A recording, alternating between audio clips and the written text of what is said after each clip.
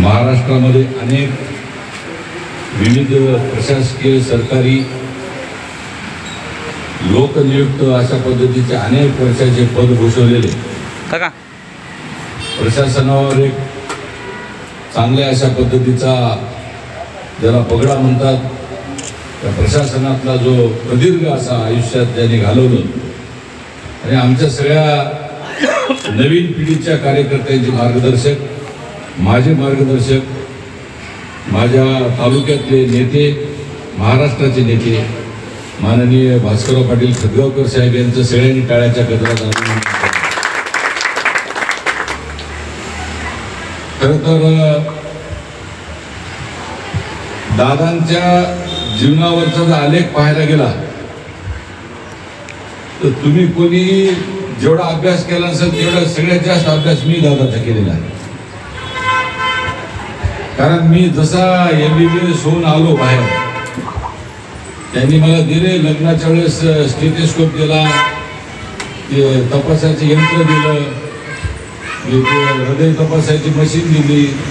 कोळीकर साहेबांनी हे आदल्या दिवशी आले दादा आणि लेकरू चांगल्या गुणाचा आहे, डॉक्टरकीमध्ये राहावं, डॉक्टरकी वगैरे करावं, म्हणजे चांगल्या मनाने चांगल्या अंतःकरणातून दादांनी मला एक तो यशस्वी वैद्यकीय व्यावसायिक हो म्हणून लग्न झाल्याच्या दिवशी मला आणून त्याने आदल्या दिवशी दादा लग्न टाळत नाहीत, अंत्यविधी टाळत नाहीत, म्हणजे वारशी विषय सगळे आणि बरोबर कोळीकर साहेब घेऊन माझ्याकडे आले। मला त्यांनी ते आशीर्वाद दिला की वैद्यकीय तुझ्या जीवनामध्ये तो पुढे जा। परंतु दादांना हळूहळू लक्षात येत राहिले की बाळाचे पाय पाळण्यात दिसतात म्हणून ते मला वाया गेलेलं लेकरू।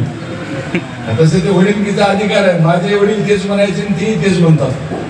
लक्ष्मणरावजी शेतात गेले की आमचे वडील त्यांना म्हणतात ते वाया गेलं म्हणले, MBBS झालं, MD झालं, मला MD गोल्ड मेडल होतं दादा, ते म्हणले वाया गेले। आणि आज पण मला तुमच्यामध्ये मला वडिलांची छवी दिसली त्याबद्दल मी अंतःकरणातून तुमचा आभार मानतो। आणि ज्या अंतःकरणातून तुम्ही मला बोलवलं राज्यसभा खासदार झाल्याच्या नंतर मनस्वी आनंद झाला। खरं तर परमेश्वर तुम्हाला उदंड आयुष्य देवो, परमेश्वर तुम्हाला नेहमी सुख समृद्धी भरभराटी देवो। आणि दादा अध्यात्म नावाची एक गोष्ट अशी आहे ती माणसाला आयुष्यभरासाठी जिवंत ठेवते आणि चांगले कामं करून घेते। अध्यात्माच्या पाठीमागे विज्ञान आहे आणि मला असं वाटते की तुम्ही उच्च विद्याविभूषित पण आहात, अध्यात्माची कास पण धरलेली आहे आणि राजकारणाच्या पायऱ्या देखील बरोबर त्या पद्धतीने चढत आलेल्या आहेत। आणि तुमचं विशेष गुण असा आहे की तुम्ही ज्या ज्या काही गोष्टी आज मला मागितल्या त्या कुठल्याही पॉलिटिकल गोष्टी नाहीत। आज तुम्ही ज्या गोष्टी मागितल्या त्या धर्म क्षेत्राशी संबंधित आहेत, धार्मिक क्षेत्राशी संबंधित आहेत, आमच्या मठ मंदिराशी संबंधित आहेत आणि अध्यात्माशी निगडीत आहेत। त्याबद्दल देखील मी तुमचं मनापासून अभिनंदन करतो। दादा तुम्हाला सांगायला मला अतिशय आनंद होतो की जवळपास म्हणजे तुम्ही मला विमानतळावर भेटलात, मला निमंत्रण दिलात, पण मी तुम्हाला सांगू इच्छितो दादा की मी जसा राज्यसभा खासदार झालो तसा आपल्या जिल्ह्यातल्या जवळपास 13 म्हणजे काळेश्वर, राहेर, त्याच्यानंतर उमरेजच्या महाराजांचं, कोलंबी अशा प्रकारचे जवळपास 12 ते 13 जे मंदिर आहेत ज्या ठिकाणी जनतेचा म्हणजे ज्याला मला जागृत देवस्थान आहेत या 13 देखील देवस्थानाला मी प्रसाद योजनेतून गजेंद्र सिंग शेखावत यांच्याकडे 5 कोटी रुपयाची मागणी केली, म्हणजे 13,65 कोटीची मागणी आता पाईपलाईन मध्ये आहे। तर त्यामुळे तुम्ही दादा 4 कोटी मागितले, तुम्ही 5 कोटी आणायला लागलो। त्याच्यामुळं आणि पाईपलाईन मध्ये ते मुंबईपर्यंत प्रस्ताव पण गेलेला आहे।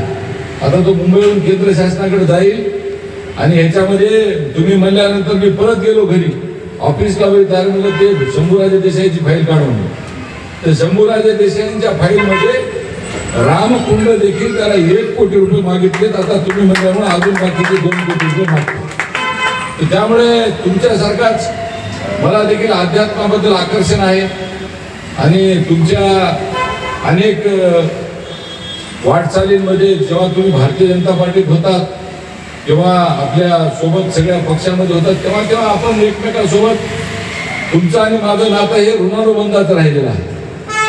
आणि आताच तुम्ही माननीय आमचे नेते अशोकराव चव्हाण साहेबांबद्दल बोलला. खरं तर दादा माझं मन फार निर्मळ आहे आणि मी जिथेही जातो तिथं जो कोणी माझा पक्षातला प्रमुख असतो त्याला मी नेता मानतो. आणि मला कसं आहे दादा, मी पक्ष हा माझ्यासाठी प्रिय आहे. तर त्यामुळे मी त्या दिवशी अतिशय चांगल्या पद्धतीने माननीय अशोकराव चव्हाण साहेबांबद्दल बोललो, पण लोकांनी त्याचा वेगळा अर्थ काढला. खरं तर मी त्याच्यामध्ये असं म्हणालो की माननीय अशोकराव चव्हाण साहेबांकडून खूप काही गोष्टी शिकण्यासारख्या आहेत. त्यांचा प्रशासनाचा अनुभव आहे, राज्यातला त्यांचा अनुभव आहे आणि आमच्यासारख्या कार्यकर्त्यांनी त्यांच्याकडून शिकलं पाहिजे. आता तुम्ही आणि त्यांनी एकत्रित या नांदेड जिल्ह्यावरती राज्य केलेलं आहे आणि नेतृत्व केलेलं आहे. जसं मी म्हणतो तुमच्याकडून शिकण्यासारखं आहे तसं त्यांच्याकडून पण शिकण्यासारखं आहे. अनेक गुण शिकण्यासारखे आहेत. ही चांगली गोष्ट मी त्यांच्याबद्दल बोललो, पण लोकांनी त्याचे वेगवेगळे त्याचे अर्थ काढले. असो, मी सरळ दिशेने जाणारा माणूस आहे दादा. मला विकासाची ओढ आहे. मला वरती पंतप्रधान नरेंद्र मोदींमुळे आणि या राज्याचे मुख्यमंत्री देवेंद्र फडणवीस साहेबांमुळे मी राज्यसभेचा खासदार झालो. भारतीय जनता पार्टीचं काम इमानदारीने गेल्या 30 वर्षापासून करायला लागलो. त्यामुळे मला तुम्ही बोलवल्याच्या नंतर विशेष आनंद झाला, कारण माझ्या मतदारसंघामध्ये तुम्ही नेते आहात. तुमच्यासोबत राहून बऱ्याच गोष्टी शिकायला मिळतात. आता अनेक विषय, जसा गायत्री मंदिराचा विषय सांगितला तुम्ही, माझ्या त्या यादीतून निसटलं होतं दादा, पण ते गायत्री मंदिर देखील घेऊ. इथं माझ्यासोबत सचिन उमरेकर आहेत, लक्ष्मणराव ठक्करवाड आहेत, बालाजीराव बच्चेवार आहेत. आम्ही सगळे नव्या पिढीचे पोरं आहोत. आमच्यासारख्यांकडून जर काही चुकलं तर राजकारणामध्ये आमचं बाबा बोलून घेऊन तुम्हाला सांगायचा अधिकार आहे किंवा गोपछेडे तुम्ही चुकत आहात, तुम्ही या दिशेने या दिशे. आणि आपलं काय आहे शेवटी, त्या दिवशी आम्ही अशोकरावांना देखील आम्ही सगळ्यांनी मिळून म्हणलं की आपण सगळे मिळून या जिल्ह्याचा विकास करू. आणि त्यांनी पण त्यांना मान्यता दिली. पक्ष, विचारसरणी, एकमेकाचा विरोध सगळा बाजूला ठेवून त्यांनी अशोकरावांनी पण दुजोरा दिला की आपण सगळेजण मिळून एकत्रित येऊन या नांदेड जिल्ह्याच्या विकासामध्ये आपण सगळेजण मिळून हातभार लावू. आणि तेच विचार तुमचा पण आहे दादा. त्यामुळं तुम्ही, आपण तर मित्र पक्षामध्ये आहोत, त्यामुळे आम्ही सगळेजण तुमच्या नेतृत्वात, अशोकरावजीच्या नेतृत्वात, आमच्यासारखी पोरं, आम्ही पोरावत आलो नाही, आम्हाला खूप शिकायचं आहे. त्यामुळे आमचं असं मत आहे की तुम्ही आम्हाला सांगा, आमच्याकडून जे काय, आता मला 6 वर्षाची खासदारकी आहे, जे जे काही कामं दादा आमच्याकडून करून घेता येतील, irrespective of caste and religion आणि इरेस्पेक्टिव्ह ऑफ पार्टी ऑल्सो आणि इरेस्पेक्टिव्ह ऑफ पॉलिटिक्स. म्हणजे मी जिथं विकास असेल तिथं राजनीती नसणार, जिथं विकास असेल तिथं पक्ष नसणार, जिथं विकास असेल तिथं कोणतीही जात आपण त्याला प्राधान्य देणार नाही, धर्मालाही प्राधान्य देणार नाही, कारण सगळेजण आपण सुखासुखी समाधानानं नांदतो. पण त्यामुळे तुमचा अधिकार माझ्यावरती आहे. तुम्ही मला सांगा, आपल्या कंदकुर्तीचा जो रस्ता आहे त्याच्या माध्यमातून आपल्या भागाचा खूप मोठा विकास होणार आहे. आपणही जनतेच्या प्रबोधनासाठी आपणही मला मदत करावी, कारण बऱ्याच ठिकाणी अडीअडचणी येणार आहेत. जनतेचं मत देखील घेतलं जाणार आहे. मी माननीय गडकरी साहेबांना ही पण विनंती केलेली आहे की साहेब, ते गावातून पूर गेलं तर त्या ठिकाणचे धंद्याला त्रास होतो, तर त्याच्यासाठी काहीतरी मार्ग, नवीन टेक्निक त्यांनी काहीतरी ते काढलेलं आहे.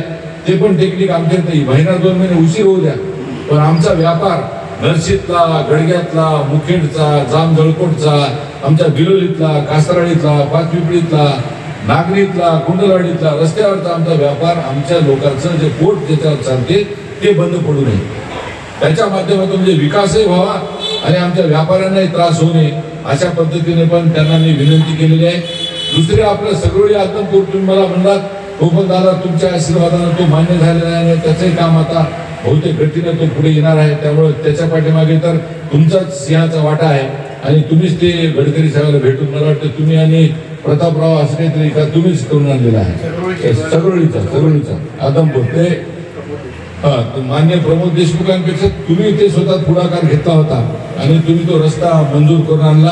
त्यामुळे आपल्या भागामध्ये दादा तुम्ही जे जे काही विकासाचे प्रश्न आणता, माझ्या डोक्यामध्ये दादा भविष्यामध्ये पानंद रस्त्याचा विषय आहे.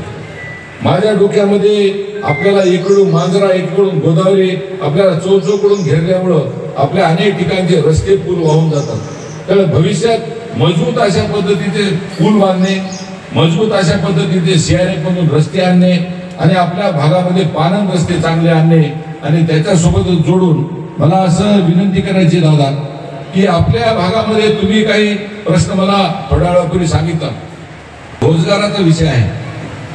आपल्या भागामध्ये देगलूर आणि बिलोली हा भाग एकेकाळी संपूर्ण नांदेड जिल्ह्याचं नेतृत्व करत होता। कारण धर्माबाद पण आपल्यातच होतं, नायगाव पण आपल्यातच होतं, पण हळूहळू त्याचं विघटन होत होत त्या बिलोलीकडे दुर्लक्ष झालं। माझी अशी इच्छा आहे दादा की त्या भागामध्ये काय असं आपण मागितलं पाहिजे केंद्राला, राज्याला, की जेणेकरून भविष्यामध्ये आमच्या तरुणांच्या हाताला रोजगार मिळाला पाहिजे।